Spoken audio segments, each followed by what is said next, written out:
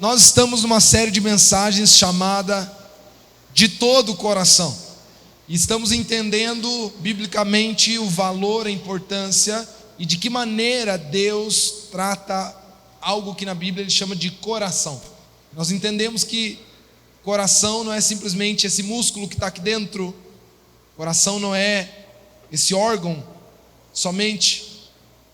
Nas Escrituras, coração tem uma conotação muito mais ampla. Está falando sobre o mais profundo da essência do homem, aquilo que é mais íntimo nele, aquilo que guarda os segredos mais ocultos, as intenções mais ocultas. Em Mateus 15, Jesus vai dizer que é do coração do homem é que sai aquilo que o destrói, aquilo que faz mal, aquilo que contamina. Está no coração do homem. Quando a Bíblia chama de coração, ou usa a expressão coração, ela está falando daquilo que é profundo, daquilo que é tremendamente honesto e sincero, que você não tem como maquiar. No teu coração não, você consegue maquiar no teu exterior, você consegue fingir no teu exterior, você consegue aparentar no teu exterior, mas no coração, o coração é onde a gente guarda a nossa essência, e ela normalmente, ela é má, ela precisa ser transformada, mas ela também, o coração é o que nós temos de mais valioso de natureza humana. É o que nós temos de mais valioso. Não é à toa que Jesus disse: ame o Senhor seu Deus, citando algo que Deus mesmo já tinha dito em Deuteronômio anteriormente. Eles amem o Senhor seu Deus de todo o seu coração, de toda a sua alma, de todo o seu entendimento e de todas as suas forças. Ele está dizendo: ame com tudo o que você tem de mais profundo, mais real, mais importante, mais valioso.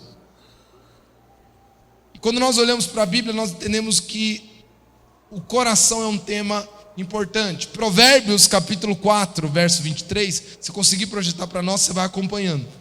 Provérbios 4, 23 diz assim: acima de tudo, guarde o seu coração, porque dele procede todas as saídas da vida, ou ele é o que dirige toda a sua vida, dependendo da versão. Então você precisa entender. Aqui diz: pois dele depende toda a sua vida. Do que é que Deus está dizendo? Ele está dizendo que, óbvio que alguém, de forma simplória, vai dizer: não, pastor, minha vida depende de Deus. Se Deus não reinar e não governar sobre o seu coração, você está frito. Se Ele não tiver morada no seu coração, tua vida não depende de Deus não. Jesus disse: eis que estou à porta e bato. Se alguém abrir, entrarei e cearei com ele. Ou seja, há uma condição de você permitir que Deus venha reinar e governar sobre o teu coração. Agora eu quero que você entenda que no nosso coração está o lugar mais valioso. Quando um bandido entra numa casa ou numa empresa, que ele nota pela sua aparência que ela pode ter recursos, ele vai procurar um lugar chave, um cofre, ou algum lugar que possa estar guardado o que há de mais valioso naquela casa. Quando um bandido entra num lugar, ele quer procurar o que há de mais valioso. Quando um bandido entra numa loja, qual é o primeiro lugar que ele procura? Qual é o primeiro lugar que ele procura, pelo menos nos vídeos aí do balanço geral que aparece lá? Onde ele vai? No caixa. Inclusive, não sei se eu posso falar isso, mas costumam atribuir a judeus, né? Deixa eu ver se eu não vou ser xenófobo, peraí. Costumam fazer piadas e atribuir ao judeu, por causa da sua habilidade de lidar com dinheiro, né? Sempre fazer essas piadinhas de lojinha, né? Então, onde seu salim, né? Onde seu salim ficaria entre todas as funções de uma loja? Onde? Ele pode delegar o atendimento, ele delega a panfletagem na calçada, ele delega as vendas, mas ele não delega o caixa.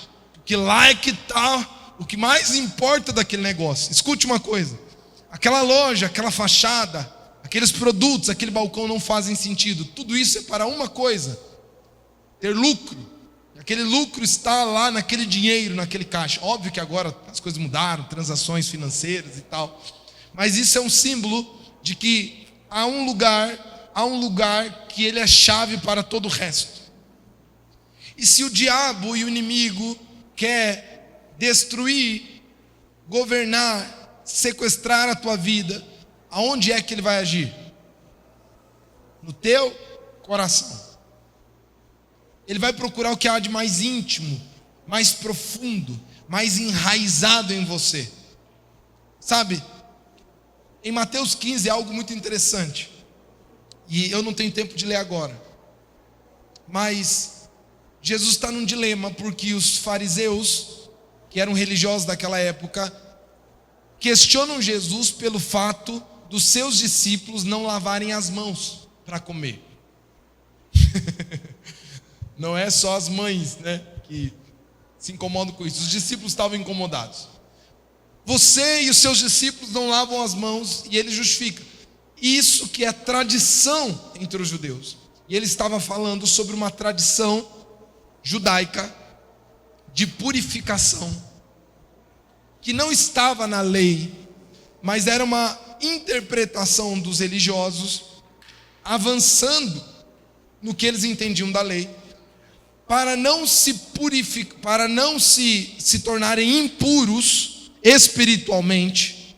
Eles lavavam as mãos, porque vai que alguém tocou em algo que é imundo espiritualmente, ou em um animal que não é santo, ou em alguma coisa. Então era tradição religiosa lavar as mãos, não por causa de higiene somente, mas porque eles achavam que aquilo os purificava espiritualmente. E aí eles questionaram: você, Jesus, e seus discípulos não lavam as mãos.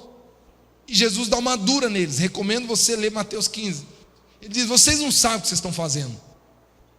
Vocês ficam com preocupações exteriores e esquecem das mais importantes, que são interiores.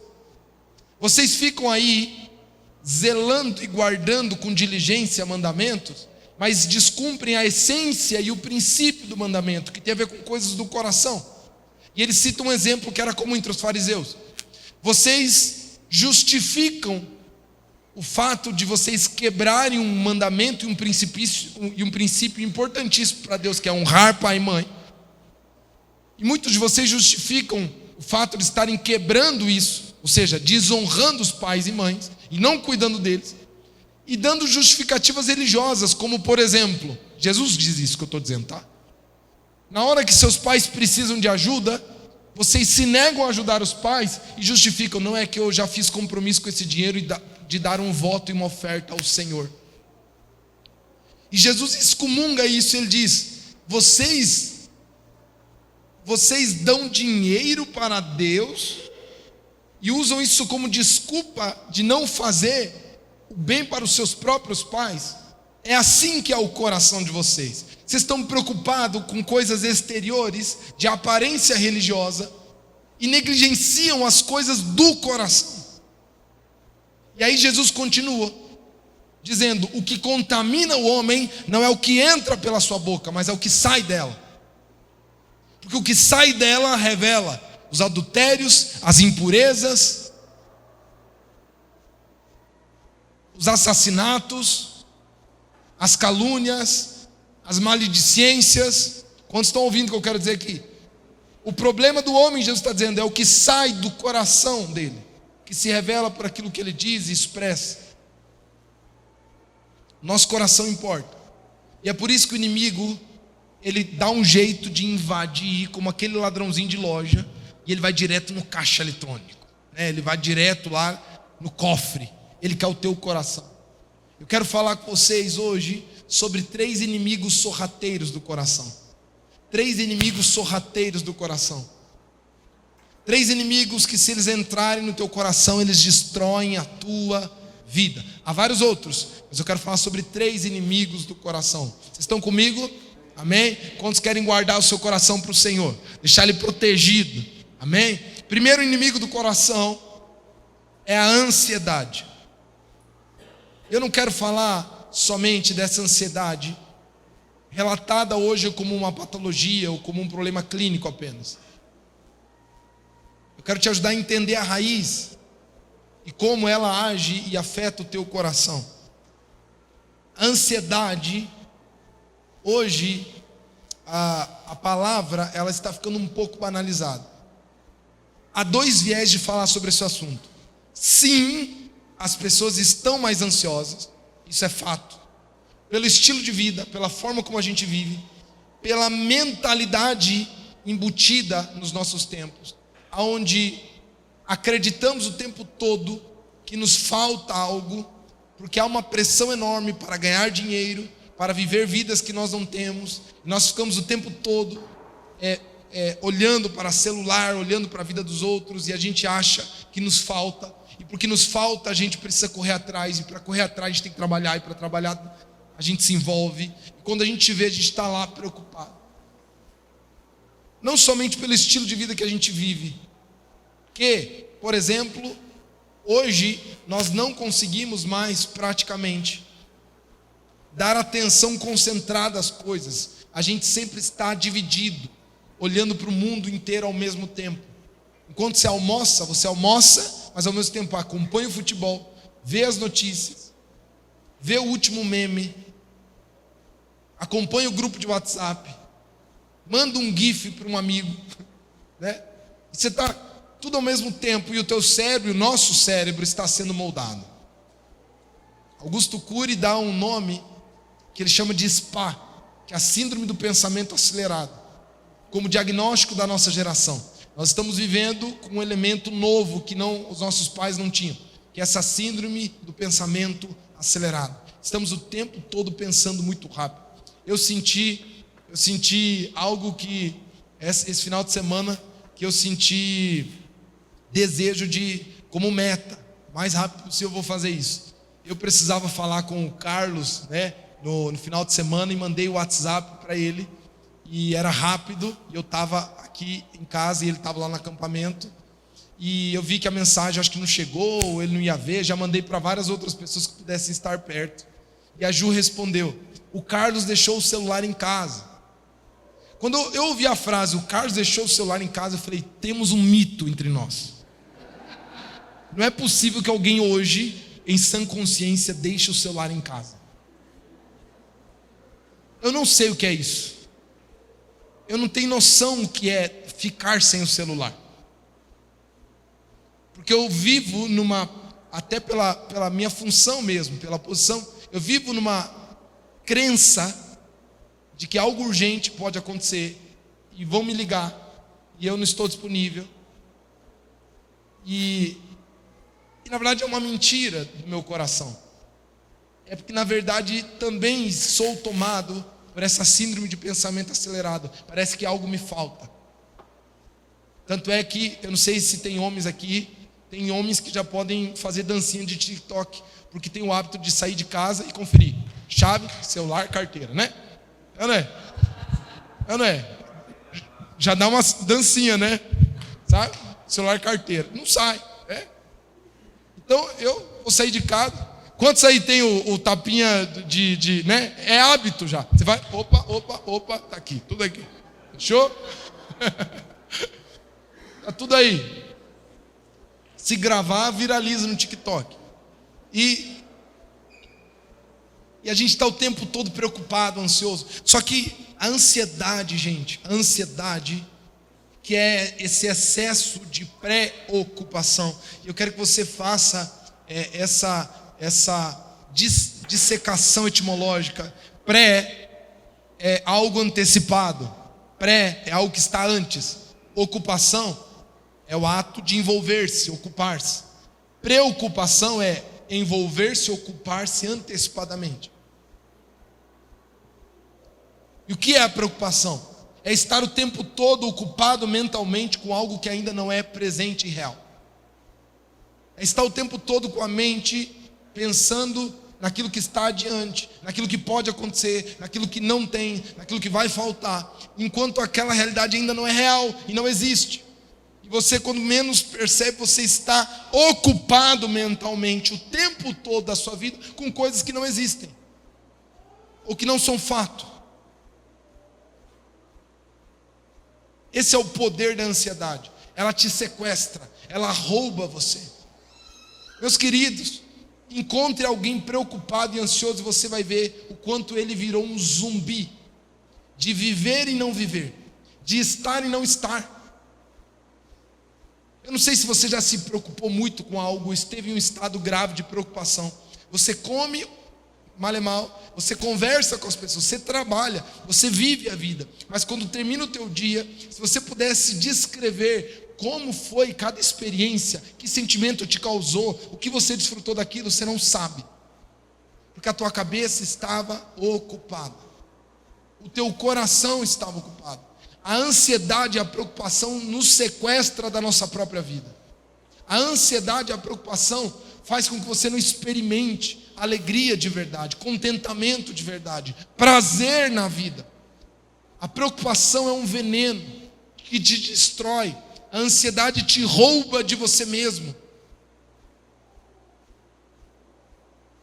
Eu já estive com várias pessoas que vivem crises de ansiedade gravíssimas, que agora estão migrando para um nível patológico, onde o seu corpo reage fisicamente de forma muito grave. E é terrível a vida de uma pessoa assim. A mente dela nunca está livre. Essa é a palavra, livre. Livre para experimentar, livre para sentir, livre. Eu já vivi momentos graves de preocupação contínua, que duraram meses e até anos. De todos os dias acordar e os pensamentos serem os mesmos. Como vai ser tal coisa?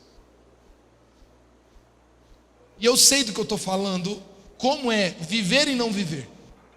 Como é trabalhar e não estar lá no trabalho.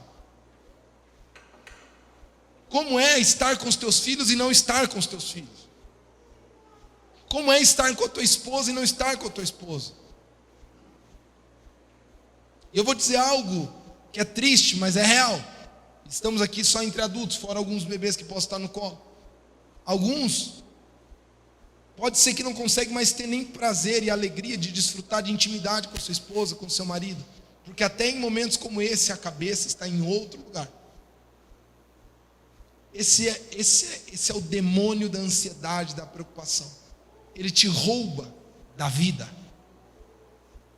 Ele te rouba de você mesmo. Nunca nada é o bastante e o suficiente para te dar alegria, contentamento e vida.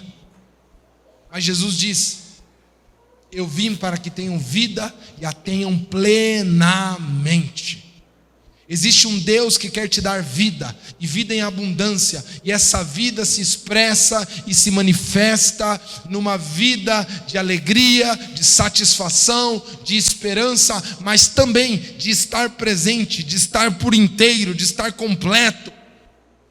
Meus irmãos, que nós possamos ser curados da ansiedade, para que possamos estar com a nossa família, estar com a nossa esposa, estar com o nosso marido, estar no nosso trabalho, no nosso propósito, estar com os nossos filhos. Quantas vezes você já esteve aqui neste culto, mas não estava aqui? Hein? Quem já passou por isso? Levante a mão. Levante a mão. O nome disso é preocupação, que pode estar até ligada a um nível de ansiedade. Agora Deus quer que você seja curado disso. Filipenses capítulo 4, versos 6 e 7. Olha o que diz Filipenses, verso 4, 6 e 7. Esse é o tipo de verso que você tem que decorar.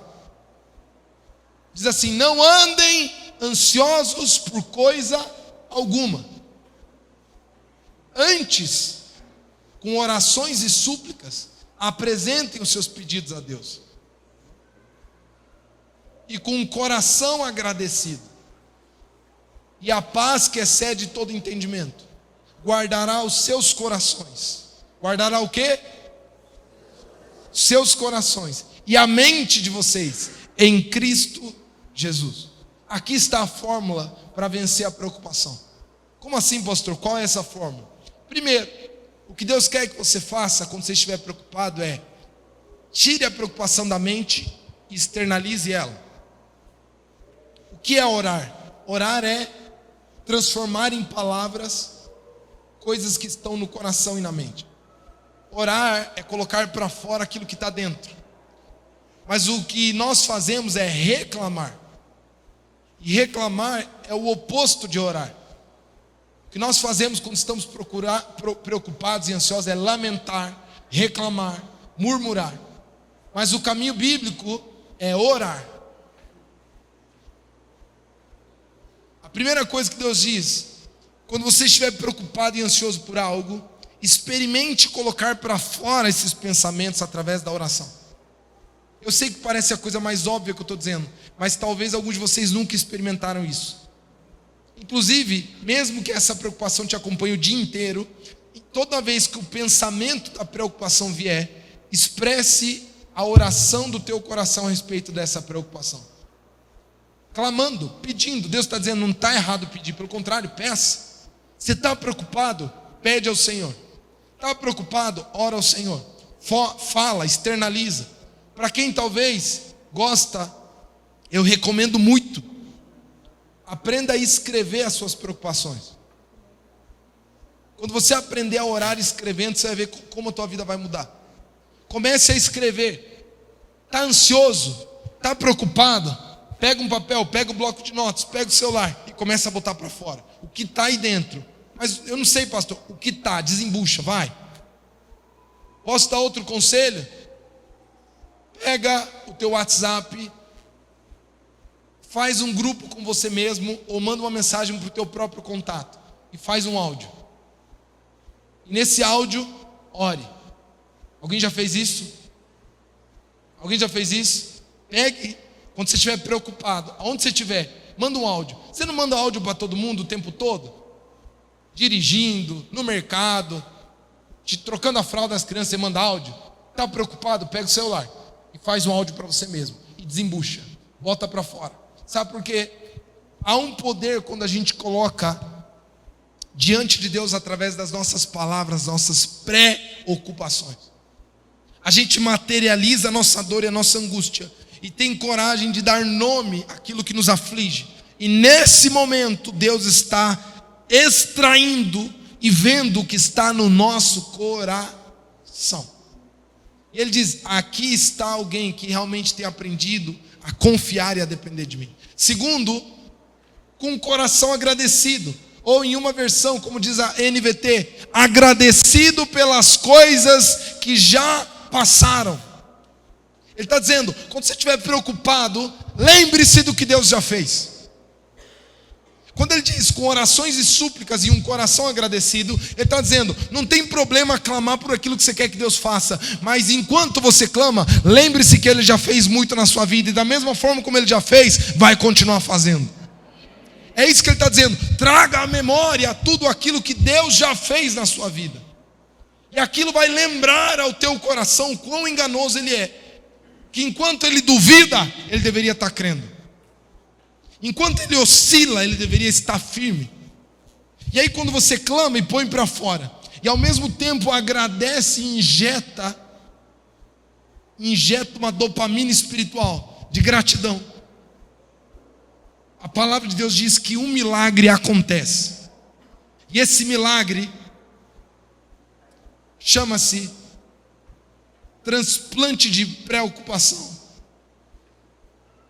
A preocupação que estava lá é arrancada. E a Bíblia diz que o teu coração agora é levado para um outro lugar, chamado Cristo Jesus. A Bíblia diz que, se puder colocar Filipenses 4, o verso 7, diz que nesse momento, a paz que excede todo entendimento vai guardar o teu coração em Cristo Jesus. E o que isso significa? Diz que algo espiritual acontece, de levar aquele teu estado emocional para a uma compreensão e convicção de que o que Cristo fez por você revela o quanto Deus está cuidando de você. Por isso que Paulo em Romanos 8 diz: aquele que nem o seu próprio filho poupou, como não nos dará juntamente com ele todas as outras coisas? Quando Paulo em Filipenses diz que a paz que excede todo entendimento guardará o nosso coração em Cristo Jesus, ele não está dizendo, olha, eu não te garanto que o problema vai se resolver, eu não te garanto que você terá as respostas que você quer e procura, mas eu te garanto uma outra coisa, eu te garanto que o teu coração vai migrar de preocupação para esperança, de preocupação para confiança, porque quando você passar a ver, a enxergar e a entender o que Deus já fez por você através de Cristo, você vai lembrar que não há nada que Deus não esteja cuidando na sua vida. É isso. Não é possível alguém que deu Jesus vai deixar faltar comida. É isso. Não é possível que alguém que deu Jesus por mim vai deixar faltar roupa. É isso que Jesus diz em Mateus 6. Quando ele está falando sobre as ansiedades e as preocupações da vida. Recomendo você ler esse texto. Ele diz, os pagãos que ficam, pagões, né? Jesus, os pagãos que ficam preocupados com essas coisas. O que eu vou comer, o que eu vou vestir, meu emprego, meu trabalho. Olha, eu fico preocupado, agora, né, para não ser paradoxal, mas me preocupa quando um cristão de verdade está o tempo todo preocupado com algo que é material. Eu sei que a gente se preocupa e não tem problema nisso. Mas quando toda a tua preocupação está o tempo todo girando em torno de algo que é material, de algo que é terreno, isso denuncia o teu coração. Denuncia que o teu coração ainda é pagão. Denuncia que teu coração ainda está neste mundo. E Paulo diz, os homens mais carentes de misericórdia são aqueles que têm esperança para este mundo. Quando eu tiver mais dinheiro, quando for promovido, quando eu tiver mais cliente, quando acontecer isso, acontecer aquilo. E tudo isso não passa de vaidades materiais. Deus está cuidando de você, meu irmão. Deus está cuidando de você. Lance sobre Ele toda a ansiedade, porque eu tenho cuidado de vós, diz o Senhor. O segundo inimigo do coração é o rancor e a amargura. É o rancor e a amargura. O rancor e a amargura é aquele sentimento proveniente das dores e feridas que foram geradas em nós. Para quem não sabe o que é o rancor e a amargura, é aquele sentimento destrutivo, fruto de um mal gerado contra você. Quando alguém é injusto, quando alguém te fere, quando alguém te ofende, quando alguém te maltrata, quando alguém, especialmente quando são injustos, quando alguém fere você, o mais comum do coração humano é gerar algo chamado amargura. Amargura é esse sentimento de remoção da dor, não no extrato de, não no sentido de tirar, remoção, não, de remoer, de ficar lá lidando com aquele pensamento. Se não tivesse feito isso comigo, se tivesse feito aquilo, por que ela fez isso, por que ele fez aquilo, por que meu pai isso, minha mãe isso, por que meu sócio isso, por que minha colega isso, por que meu chefe isso, e a pessoa fica lá pensando. E só para quem já viveu profundo rancor e amargura por feridas causadas sabe o que eu estou falando.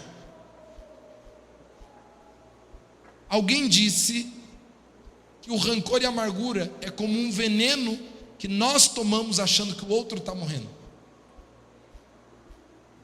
O rancor e a amargura é aquele sentimento e pensamento que nós acreditamos ser contra o outro, mas às vezes o outro está seguindo a vida e você continua lá, vivendo aquilo. Diz um dia que um sábio e um seu jovem estavam em treinamento, transitando por várias vilas, e eles tinham feito um voto de nunca tocar no sexo feminino. Era um monge sábio. E eles estavam andando, quando de repente eles estavam num rio e viram uma moça que precisava atravessar, mas o rio tinha levantado, estava com a água muito alta e ela não conseguia, precisava atravessar, não sabia nadar. Quando de repente o sábio foi até aquela mulher, pegou ela no colo e atravessou com ela. E quando chegou do outro lado, deixou ela e seguiu o caminho. E o jovem ao lado dele: não, sábio, a gente fez um voto, sábio, isso está errado, sábio, o que você está fazendo? Meu Deus, sábio, não. E ele continua andando, anda 100 metros, anda 1000 metros, anda quilômetros e quieto. E o jovem: sábio, eu não acredito, o Senhor era meu mestre, eu acreditava no Senhor, eu achava que o Senhor era alguém que não falharia com o seu voto, e o Senhor tocou numa mulher, e agora, sábio, o sábio para e diz: sabe qual é o seu problema? Diferente de mim, é que eu peguei a mulher no rio, mas deixei ela do outro lado.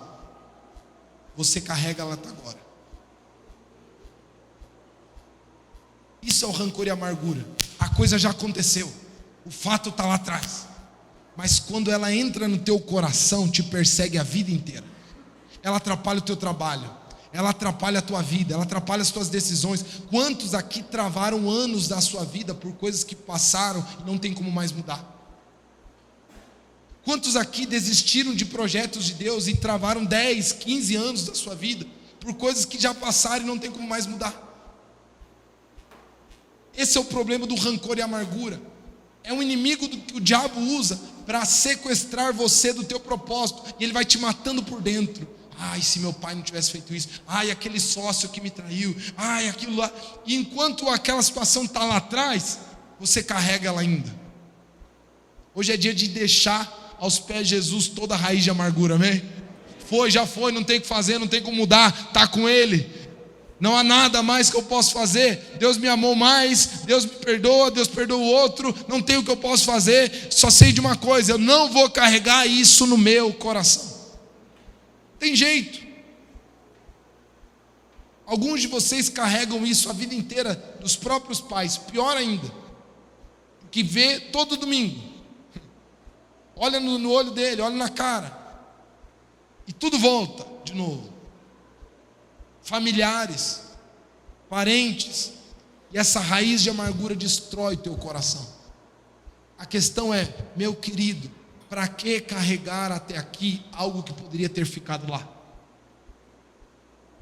E nós carregamos com a mente, nós carregamos com o coração, remoendo, pensando nas hipóteses que poderiam ter acontecido. Quem aqui já fez de problemas ou traumas vividos ou experiências negativas e já fez e conjecturou possíveis destinos diferentes, possíveis situações opostas? Ai, se não tivesse acontecido isso, se tivesse acontecido aquilo e tal. Quem já passou por isso?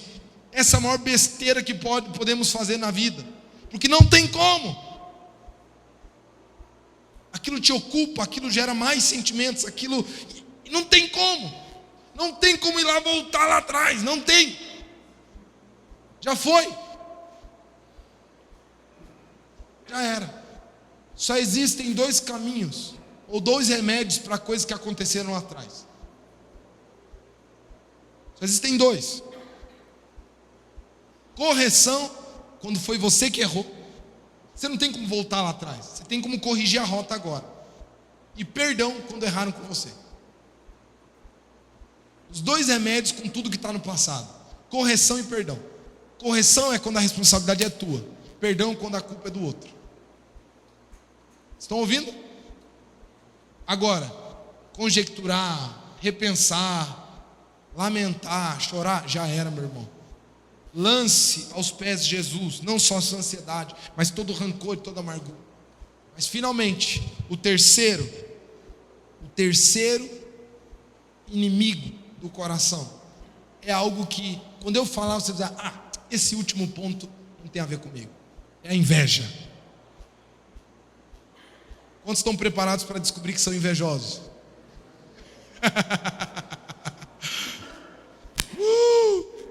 Vamos lá. Abra sua Bíblia, você precisa aprender algo. Tiago capítulo 3, verso 13. Tiago capítulo 3, verso 13. Vamos ler.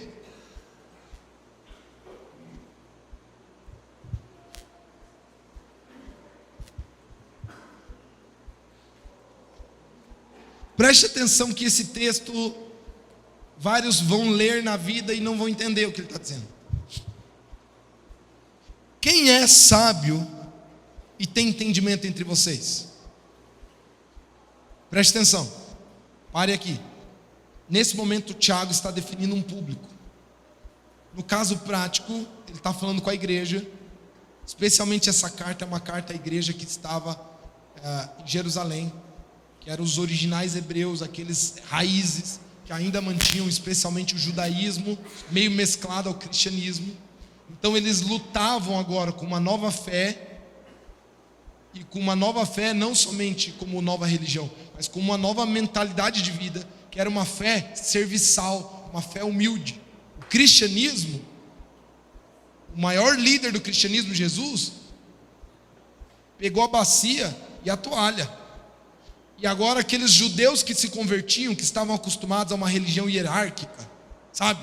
Que tinha a sinagoga, a cadeira especial, as roupas diferentes, o sumo sacerdote, o levita, o profeta, aqueles que estavam acostumados na pompa, tinham que agora migrar e mesclar a sua fé a um novo estilo de fé, que era uma fé humilde, desprovida de vaidade, desprovida de aparência. Estão entendendo? Então, quando o Tiago está falando, quem é sábio e tem entendimento entre vocês, ele já está dirigindo especialmente aos que eram líderes daquela comunidade, aqueles que se consideravam mestres na comunidade. E ele diz que o demonstre pelo seu bom procedimento, mediante as obras praticadas com humildade, que provém da sabedoria. Aí o que Tiago está dizendo? Pare de evocar a tua posição de mestre ou de sábio pela tua aparência ou pelas tuas palavras. Demonstre que você é quem merece ser tratado com honra pela vida que você vive, pelas atitudes que você toma e pela forma como você se comporta. Estão me acompanhando aqui? Ou seja, que seja verdadeira essa sabedoria, não porque você reclama ela através da tua posição, não porque me respeita que eu sou pastor, não porque olha, eu sou o líder de você. Não, vive uma vida que por si mesmo ela testifique esse valor que você tem. É isso que o Tiago está dizendo. E nesse contexto ele continua: contudo, se vocês abrigam no coração, escute, se vocês abrigam no coração a inveja amarga e a ambição egoísta, não se gloriem disso e nem neguem a verdade.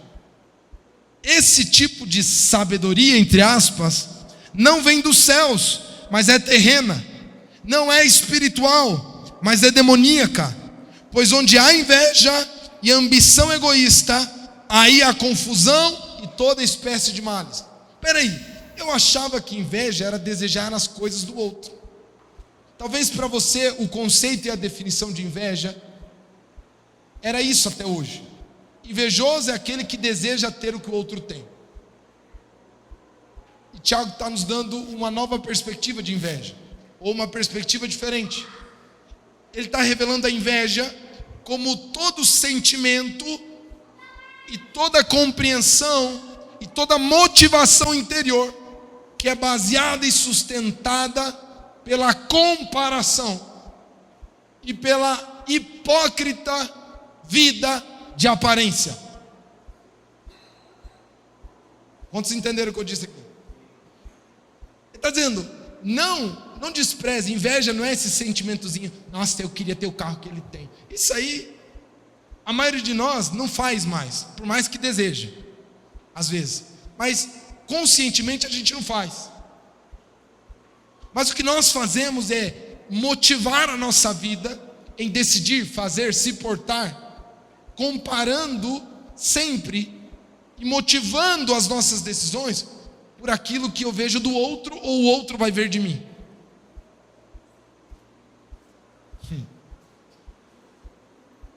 Vamos lá.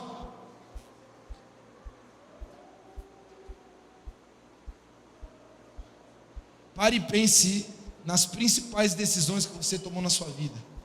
O quanto, nos momentos cruciais, havia uma carga enorme da seguinte frase no seu subconsciente: O que é que vão pensar disso? Agora eu quero que você saia para as grandes decisões. Pare e pense no seu dia a dia.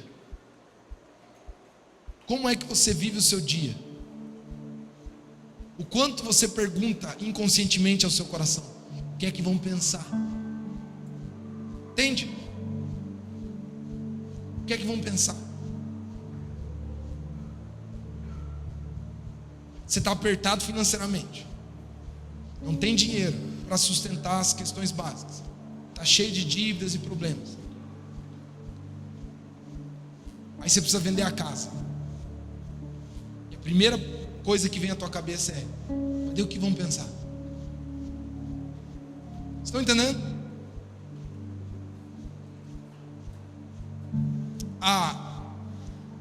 Esse estilo de vida motivado pela comparação, onde ele é um motor para as minhas conquistas, os meus desejos, os meus anseios, como também ele é o fator decisivo para abrir mão, para recuar, para comprar ou não comprar, para ter ou não ter, para se portar. É o que revela um coração com inveja amarga e ambição egoísta, que Tiago está dizendo. É quando a tua vida ela é movida por aquilo que os olhos veem, tanto os seus em relação à vida dos outros, quanto os olhos dos outros em relação à sua. Tiago está dizendo: tudo isso é sabedoria barata e demoníaca.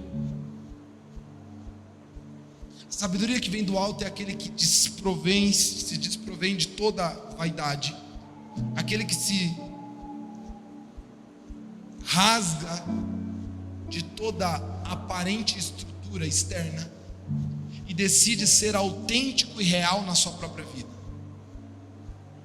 Quando ele diz: vocês que se dizem mestres entre vocês, parem de dizer ou exigir isso, vivam dessa maneira. Ele está dizendo: